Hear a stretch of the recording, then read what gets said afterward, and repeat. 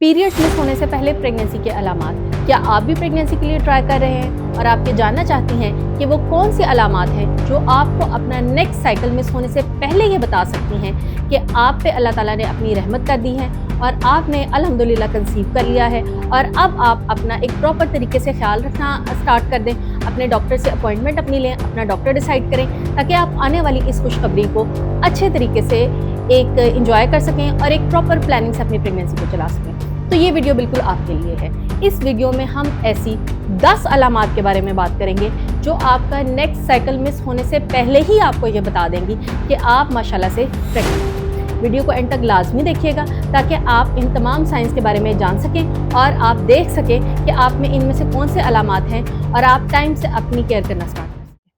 अस्सलाम वालेकुम, मेरा नाम डॉक्टर ज़हरा वसी है और जैसे ही हमने बात की है आज के इस वीडियो में हमने ऐसी 10 अलामात के बारे में बात करनी है जो आपको अपना नेक्स्ट साइकिल मिस होने से पहले ही ये बता देंगी कि आप माशाल्लाह से प्रेग्नेंट हैं और अल्लाह ताला ने आप पे अपनी रहमत कर दी है।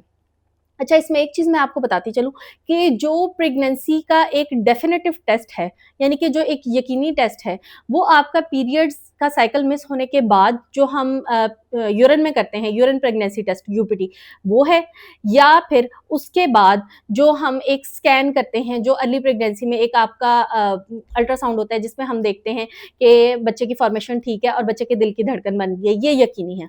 लेकिन तब तक ऑलमोस्ट 7 टू 8 वीक्स हो चुके होते हैं और तब तक आपका बहुत सारा ऐसा टाइम गुजर चुका होता है जिसमें आपने एक इम्पॉर्टेंट अपना केयर का पाथवे स्टार्ट करना है। तो आज हम इसीलिए ये वीडियो बनाने का मकसद है कि आप टाइमली अपनी केयर स्टार्ट कर सकें और आप जो शुरू के दिनों के रिक्वायरमेंट्स हैं जैसे कि फॉलिक एसिड के बारे में हमने बहुत डिटेल से बात की है। आप उसका भी ये लिंक आपको नजर आ रहा है, आप वो वीडियो देख सकते हैं, आप वो टाइमली स्टार्ट कर सकें क्योंकि बहुत सारी ऐसी चीजें हैं या बहुत सी ऐसी केयर है जो आपने बिल्कुल स्टार्ट से लेनी है। क्योंकि प्रेगनेंसी में जो बच्चे के दिल की धड़कन है वो तो अराउंड आपका जो वायबिलिटी स्कैन हम करते हैं 7 टू 8 वीक्स पे होता है, लेकिन 7 टू 8 वीक से पहले बहुत सी ऐसी चीजें हैं जिन पे आपने अमल दरामद लाजमी करना है। जैसा मैंने अभी मेंशन किया फॉलिक एसिड, मैं इसलिए फॉलिक एसिड को बार बार मेंशन कर रही हूँ क्योंकि ये बहुत जरूरी है और इसको ना लेने के बहुत सारे नुकसान हैं। तो काइंडली अगर आपको इस बारे में इंफॉर्मेशन है तो ठीक है, अदरवाइज आप मेरी फॉलिक एसिड की वीडियो लाजमी देखिएगा। चले हम अब वापस आते हैं आज के टॉपिक पे और हम इसको स्टार्ट करते हैं। पॉइंट नंबर वन है आपकी ब्रेस्ट टेंडरनेस। ब्रेस्ट टेंडरनेस का मतलब ये है कि आपकी छाती थोड़ी भारी हो जाती है, आपको छाती के अंदर थोड़ा सा तनाव महसूस होता है और आपको ऐसे फील होता है जैसे थोड़ी सी पेन हो रही है, जिसे हम कहते हैं ब्रेस्ट टेंडरनेस। तो ये under the influence of hormonal changes होता है, मतलब जो आपकी बॉडी में हार्मोनल चेंजेस आ रही हैं कंसेप्शन की वजह से, प्रेगनेंसी की वजह से, उनकी वजह से आपकी छाती में ये भारीपन और तनाव है जिसे हम ब्रेस्ट टेंडरनेस कहते हैं। तो अगर आपको ये अलामात आ रही हैं तो ये आपका फर्स्ट साइन है जिस बारे में हमने बात की। अच्छा, अब नेक्स्ट बात है, नेक्स्ट है आपकी लोअर एब्डोमिनल पेन, यानी कि पेट के निचले हिस्से में दर्द होना।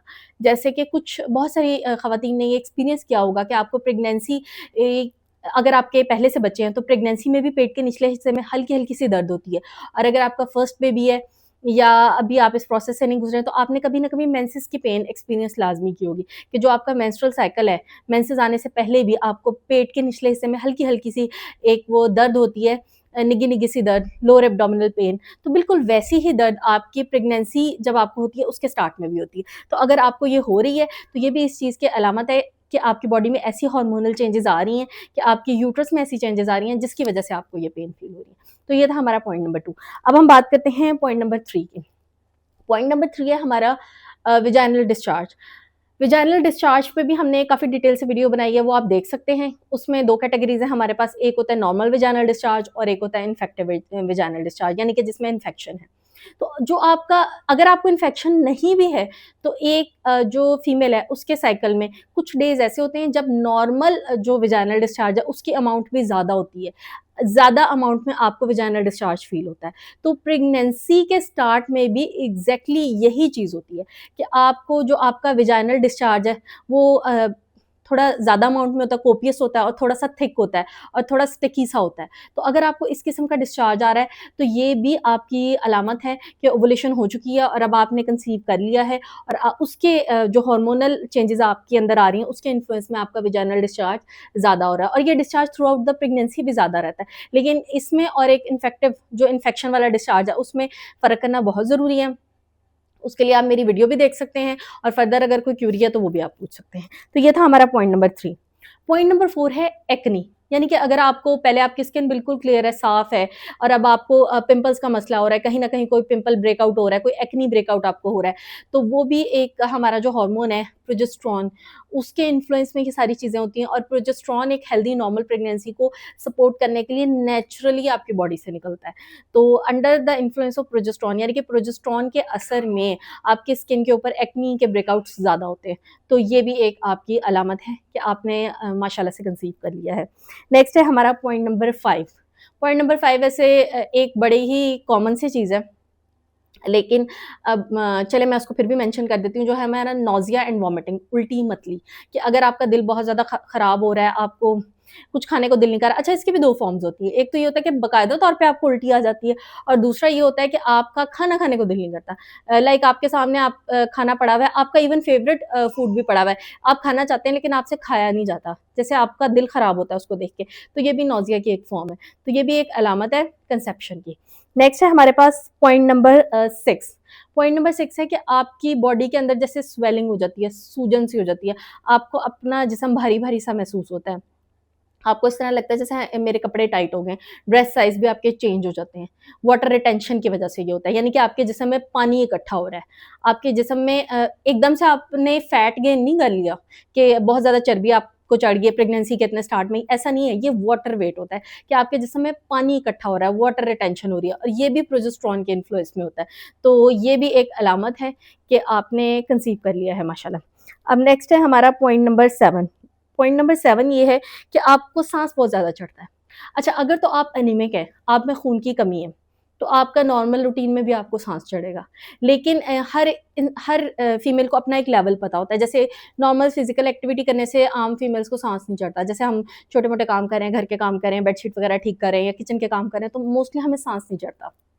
लेकिन अगर आपको कोई ऐसी चेंज फ़ील हो रही है कि आपको रूटीन से हट के लग रहा है कि ये तो मैं नॉर्मल सा काम कर रही हूँ लेकिन मुझे साँस चढ़ रहा है, तो ये भी एक अलामत है और इसकी लॉजिक ये है कि आपका जो ब्लड फ्लो है, जो आपकी खून की गर्दिश है, अब वो अल्लाह ताला की तरफ से आपके यूट्रस यानी कि रहम की तरफ ज़्यादा जा रही है ताकि वो एक आने वाले बच्चे को नरिश कर सके, आने वाले मेहमान की वो खिदमत कर सके और उसकी वजह से आपके अंदर ब्लड जो फ्लो है वो कम हो रहा है, आपका बीपी थोड़ा-सा डाउन जा रहा है और आपको साँस चढ़ रहा है। तो ये भी एक हमारा साइन है। अब नेक्स्ट हम बात करते हैं 8th पॉइंट की कि आपको बहुत ज़्यादा यूरिन की कंप्लेन हो रही है कि आप बार-बार आपको वॉशरूम जाना पड़ता है, बार-बार आपको हजत महसूस होती है, एक्सेसिव यूरिनेशन। तो ये भी एक हमारे पास सिम्पटम है प्रेगनेंसी का और प्रेगनेंसी में थ्रू आउट भी ये कंप्लेन ज़्यादा रहती है। मोस्टली ये फिज़ियोलॉजिकल है, मोस्टली ये नॉर्मल होती है, लेकिन इसके अंदर भी कुछ इन्फेक्शन के चांसेज़ हैं, वो फिर आपने कंसल्ट करना होता है। लेकिन अगर आपको अर्ली मतलब अभी यूजुअल रूटीन से हट के अभी आपको महसूस हो रहा है कि नहीं मुझे ज़्यादा हाजत महसूस हो रही है वॉशरूम जाने की, यूरिनेशन आपको ज़्यादा हो रही है, तो ये भी एक आपकी अलामत है कंसेप्शन की। नेक्स्ट है हमारा पॉइंट नंबर 9। पॉइंट नंबर 9 बहुत इम्पोर्टेंट है। ये आपने लाज़मी इस चीज़ पे फ़ोकस करना है। एक चीज़ होती है हमारी इम्प्लांटेशन ब्लीडिंग। इम्प्लांटेशन ब्लीडिंग का मतलब ये है कि जो नया बनने वाला एम्ब्रियो है, जो छोटा-सा एक बेबी बना है, उसने इस तरह से जाके यूट्रस के अंदर फिक्स होना है। उसने अपनी जगह बनानी है, उसकी जो लाइनिंग है उसको उसने इस तरह से खरोंचना है और उसके अंदर जाके इस तरह से फिक्स होना है, इम्प्लांट होना है, वहाँ पर उसने लगना है और फिर वहाँ उसकी ग्रोथ होनी है, यानी कि उसकी इम्प्लांटेशन होनी है। अब वो जब एम्ब्रियो जाके यहाँ पे फिक्स होता है, इम्प्लांट होता है, तो उसके वो जो खरोंच पैदा होती है, उससे थोड़ी बहुत वहाँ से ब्लीडिंग होती है। वो उसको हम कहते हैं इम्प्लांटेशन ब्लीडिंग। इम्प्लांटेशन ब्लीडिंग और दूसरी ब्लीडिंग में फ़र्क करने का तरीका ये है कि इम्प्लांटेशन ब्लीडिंग बहुत लाइट सी होती है, माइल्ड होती है, चंद ड्रॉप्स के फॉर्म में होती है कि बहुत क्योंकि छोटा-सा तो एम्ब्रियो है ना, उसने छोटी-सी जगह बनानी है, वहाँ से कुछ ड्रॉप्स ही आने हैं, बहुत ज़्यादा एक्सेसिव ब्लीडिंग नहीं होती, कुछ ड्रॉप्स की फॉर्म में होती है और ये बहुत ज़्यादा दिन तक नहीं रहती। 1 या 2 दिन तक रहती है या मैक्सिमम किसी केस में ये आपको 2 से 3 दिन तक भी ये एक आधा स्पॉट फ़ील हो सकता है और ये फ्रेश रेड कलर के स्पॉट्स होते हैं, हल्के-हल्के से। तो ये आपकी इम्प्लांटेशन ब्लीडिंग है, लेकिन अगर आपको एक्सेसिव ब्लीडिंग है, बहुत ज़्यादा ब्लीडिंग है और भर-भर के आपको क्लॉट्स आ रहे हैं, तो वो कोई कॉम्प्लिकेशन है, उसको आपने सेपरेट लेना है। लेकिन अगर आपको हल्का-फुल्का दाग सा लग रहा है और 1, 2 या मैक्सिमम 3 दिन तक लग रहा है, बिल्कुल आपके पीरियड्स का साइकिल मिस होने से पहले और आपको पता है कि ये पीरियड्स नहीं है क्योंकि पीरियड्स का फ्लो डिफरेंट होता है, तो ये मोस्ट लाइकली आपकी इम्प्लांटेशन ब्लीडिंग है और ये भी आपको एक खुशखबरी दे रही है कि जो आपका छोटा-सा बेबी है, एम्ब्रियो है, वो माशाल्लाह सक्सेसफुली इम्प्लांट हो चुका है। अब लास्ट हम बात करते हैं अपने पॉइंट नंबर 10 की।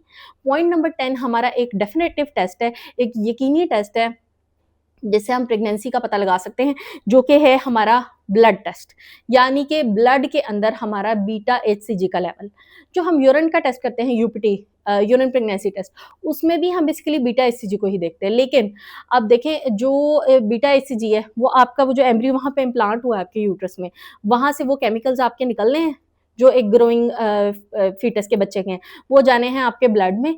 ब्लड जब सर्कुलेट करता करता आपकी जो किडनीज है, गुर्दों तक जाएगा, वहां से यूरिन बनेगा और फिर यूरिन से वो बाहर आएंगे। तो पहले ऑब्वियसली वो ब्लड में जा रहे हैं, तो ब्लड में आपका टेस्ट जल्दी पॉजिटिव आ जाता है, जो हम ब्लड में करते हैं बीटा एचसीजी का टेस्ट, और यूरिन में कुछ देर बाद जाके पॉजिटिव आता है। तो इसमें इसलिए ब्लड में हम पीरियड्स एग्जैक्टली मिस होने से एक दिन पहले भी अक्सर आपके जो है ना वो पॉजिटिव आ जाता है। तो ये वो 10 अलामात थी, 10 साइंस थे जिन पे हमने बात की कि पीरियड्स मिस होने से पहले आपको कैसे पता लग सकता है कि आप प्रेग्नेंट हैं। तो आपने इन सब का ध्यान लाजमी रखना है, और अगर आपका माशाल्लाह से आपका टेस्ट पॉजिटिव आ जाता है, आपने कंसीव कर लिया, तो फ़ौरन से आप अपनी गायनेकोलॉजिस्ट डिसाइड करें, और मेक श्योर कि आप एक अच्छी कंसल्टेंट गायनेकोलॉजिस्ट से, एक जिसका वाकई ये शोबा है गायनी एंड ऑब्स्टेट्रिक्स का, उससे कंसल्ट करें।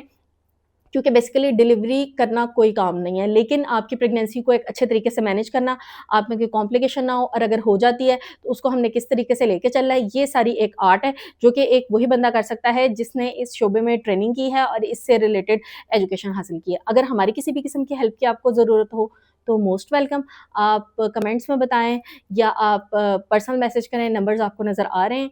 हम इंशाल्लाह आपको ज़रूर रिप्लाई करेंगे आपके कमेंट्स का। वीडियो को लाजमी शेयर कीजिएगा और चैनल को सब्सक्राइब कीजिएगा। Thank you so much.